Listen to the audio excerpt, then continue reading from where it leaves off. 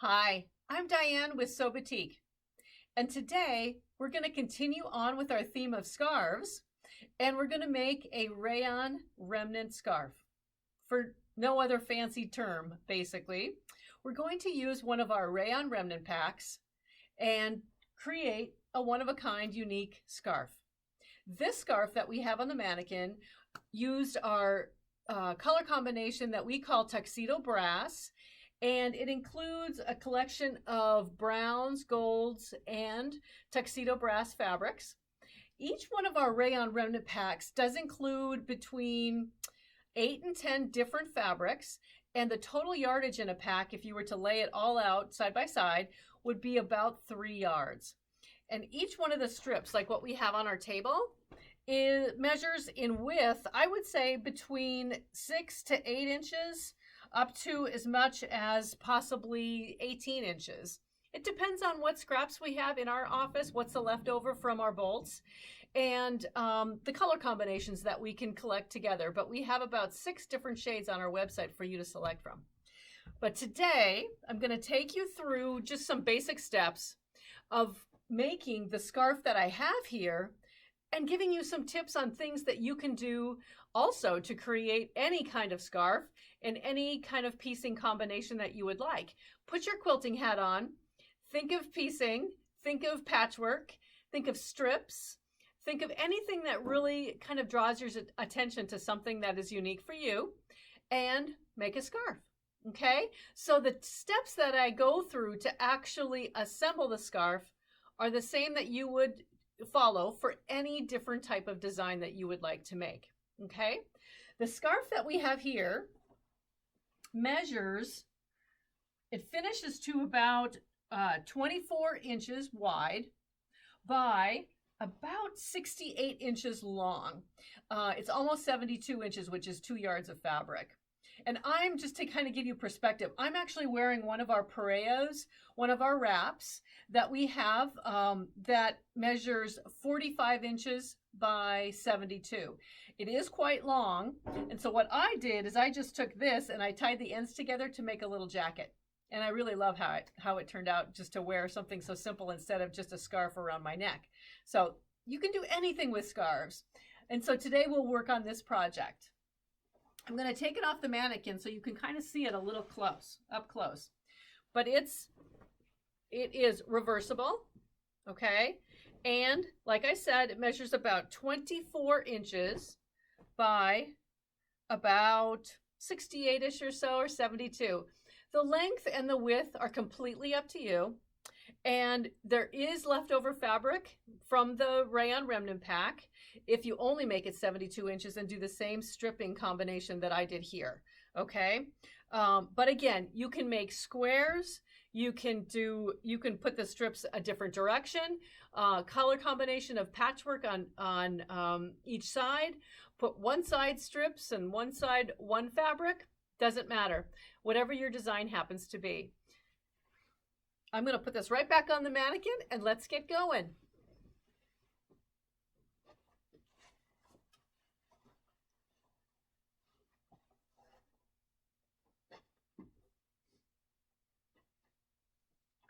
When you open up your rayon remnant pack, you will have, first of all, you'll have to iron them, I think, a little bit, because they're all going to be folded and to fit into a package about 12 inches square, okay? And I like to take each one of the fabrics and just kind of lay them out to get some form of a color combination that I really, really like. And so just take a few minutes, see what you have. This color combination is for fall. So we included the various hand-dyed fabrics and our Batik Rayons with motifs. So now these two, I'm going to put this one on that side over there. And I think I have 2 more. So we'll end up with a very, very nice color flow for each one of our fabrics. And I am going to make another long scarf that measures about 72 inches. And I'm going to follow the same directions that I did for this particular scarf. And I just strip pieced each strip so that the width of my scarf, first off, is 45 inches, okay? And then I created a tube, and we'll get there. But for now, we want to make some interesting strip widths. And the way to do that is, because I don't want it to just be these 8 fabrics or 9 fabrics with wide width. Now you can, but I decided I'd like to have them at various widths that range between maybe 4 inches to about maybe 8 inches. So I'm just going to snip each one of these to create different widths. And I'll show you a couple, and then you can do yours as well. So just kind of decide on the width and snip and tear.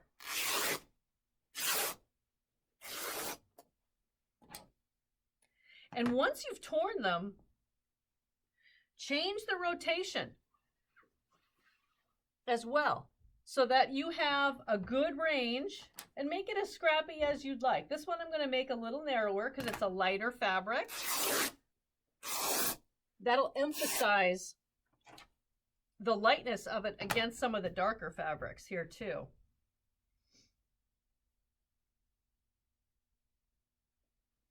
And then I'm going to set this aside, and we'll come back and get that.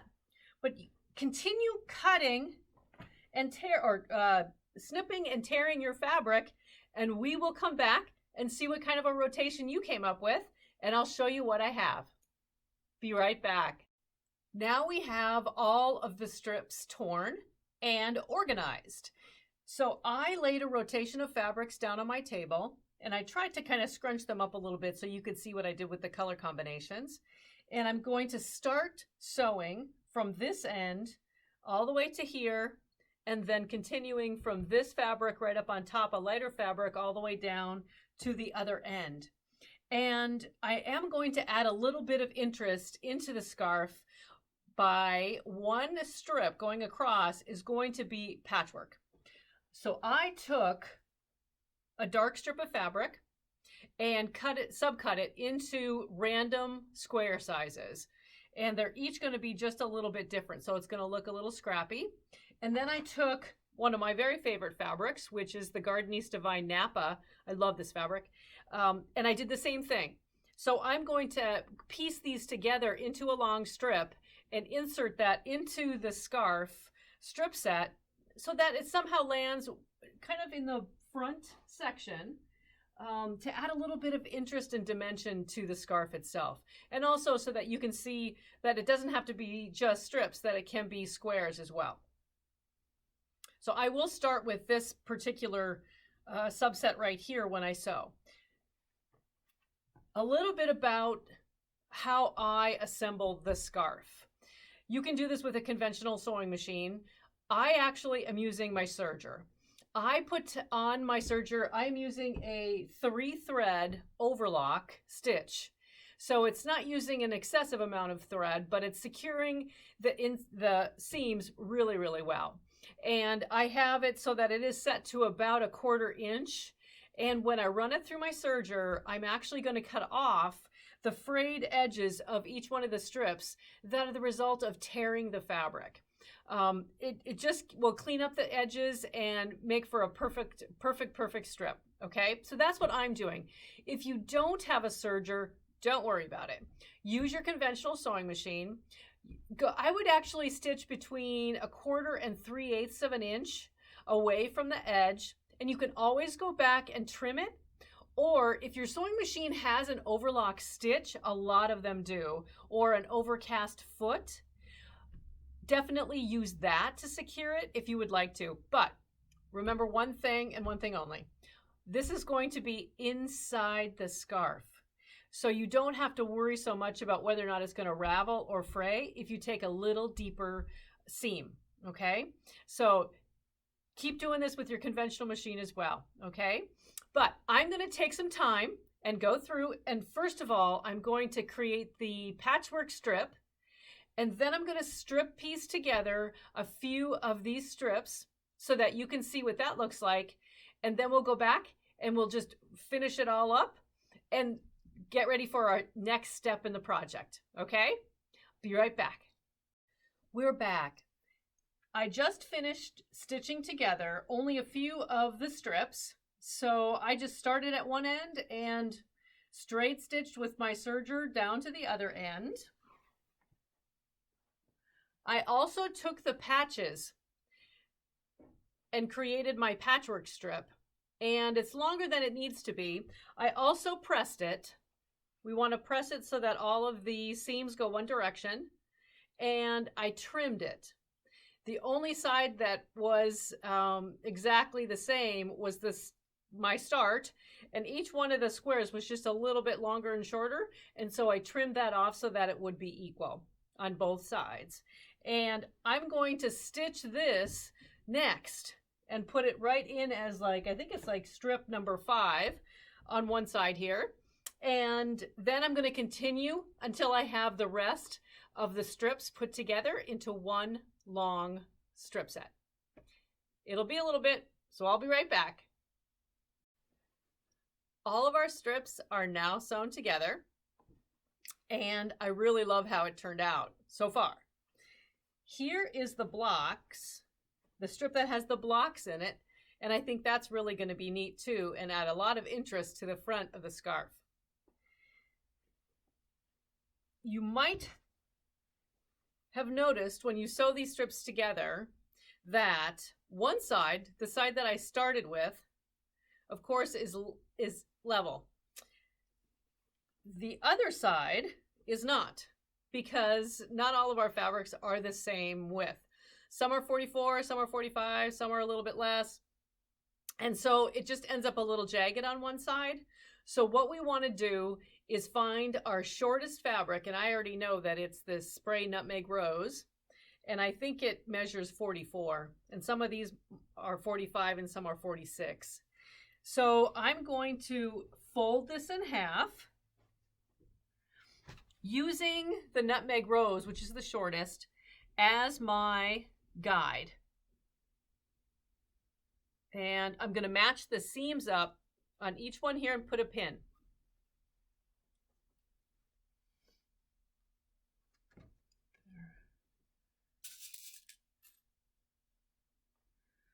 And I used this fabric more than once in the scarf, and so I need to find that other spot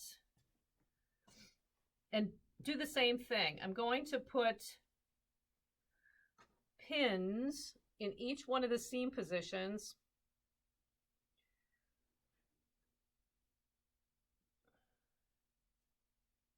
There we go.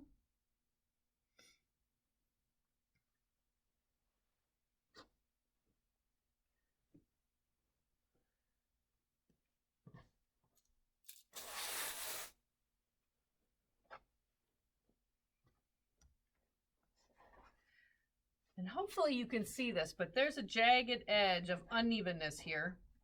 And that's the purpose for this step, is it's now folded in half, lying flat on the table. Everything has been ironed, so we know that it's going to be straight and flat. And with my ruler, I need to just make sure of the width. And it is just slightly more than 22 inches. So I'm going to make sure that every other one of the strips is 22 inches. And I laid this out so that the straight edge, the edge that I started sewing with, is right on top, and the edge that has the unevenness is on the bottom, so that I can just use my straight edge and cut across, getting rid of everything and making it equal. So find your rotary cutter.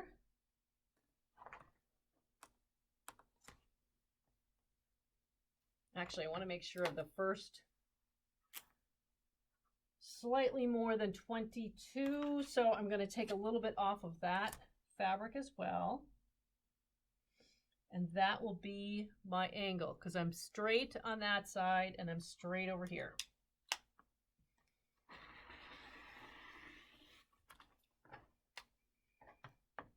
And we'll get rid of all of our threads, and everything when we do this little cut. And just spot check and make sure you're not cutting off too much or not enough, okay? So the blue one is about 22 as well. So I can take this, knowing that I'm straight on that edge, and cut off my edges and threads.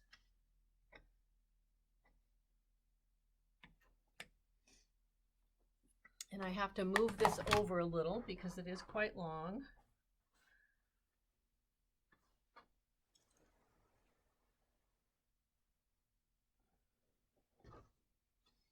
Level it out. Okay. Let's find our 22. And there's the other one, that's 22.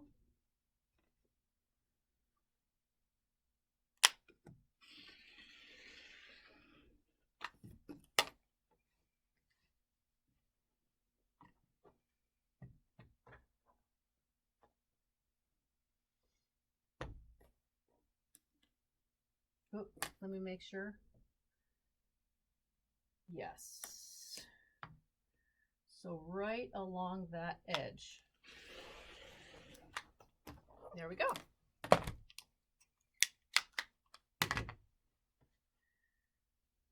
Okay. We always have excess threads, that's for sure.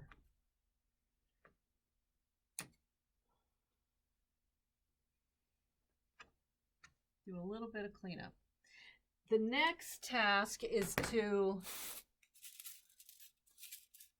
I try to keep each one of the seams matching, going across. And so I'll turn this up just a little and pin right before each one of the seams.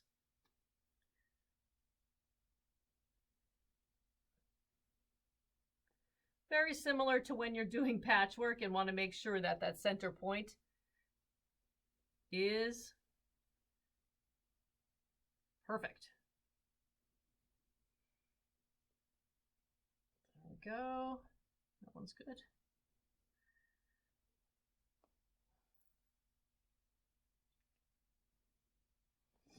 After we pin this together,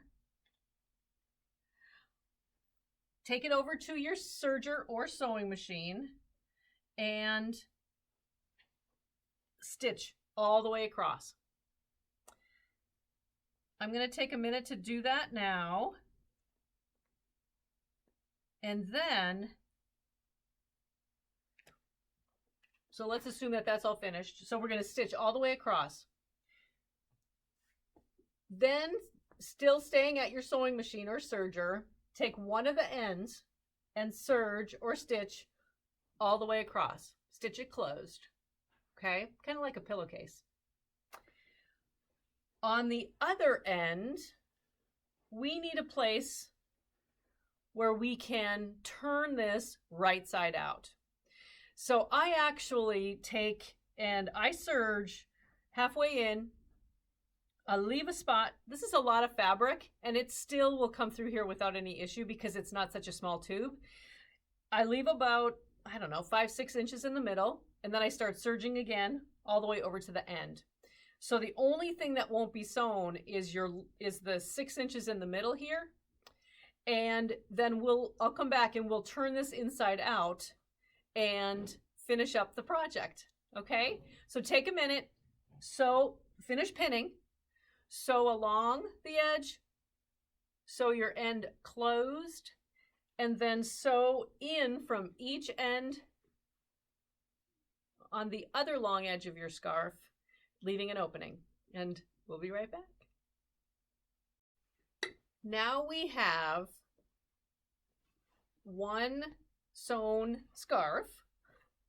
All the edges are sewn, except for one little opening in the middle, and it's time to turn the scarf right side out.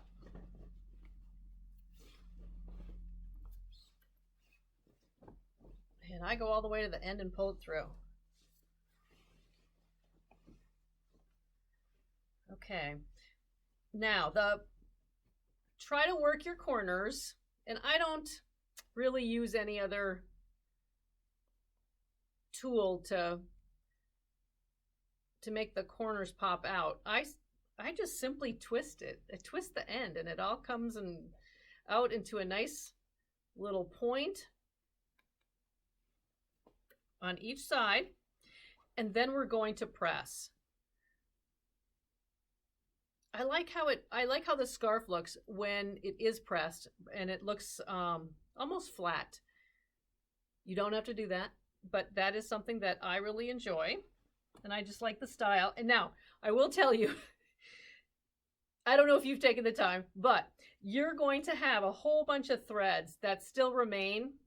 And when I do my final press of the scarf, I clip and pull out all the rest of the ravelings and the threads that come out when we're sewing the strips together. And so I'm sure you'll experience this. There's a lot of thread, but I just pull it off when I iron it for the last time or press it for the last time. So let's find the other two corners here. I just like to get them as much of a point as possible. And truly, I simply twist the fabric at the end and push it from one side to the next, and I get a pretty good point.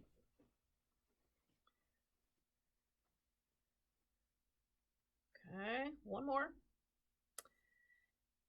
And I'm not going to put you through the process of watching me press this entire scarf. I will lose you. But what I will do is show you how I close up the end.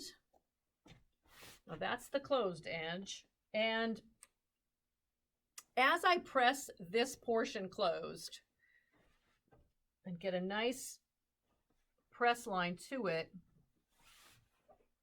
I do take, I'm going to move this over so you can see this just a little bit better, but I do take my iron and tuck in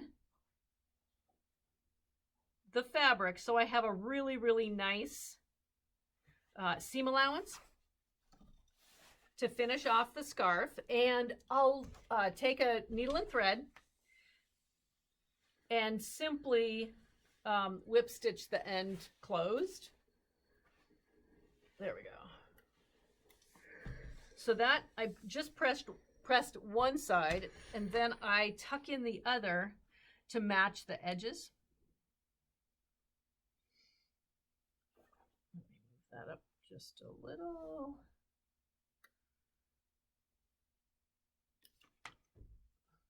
So I have a natural seam to finish off my hand stitching with. Just like that. So take a minute to press your scarf and finish off the edge, and we'll do our big reveal. See you in a minute. We're all done. And look, we have an amazingly fun scarf that is unique to you. And this one does measure just slightly less than 22 inches wide by, I think it's even longer. I think it is 76 inches long. So we made quite a long one. But I just think it turned out really, really fun and special. And I love the accents that we did on the strip with the patchwork. And it looks really, really great on. And so I'm going to wrap our mannequin in it here.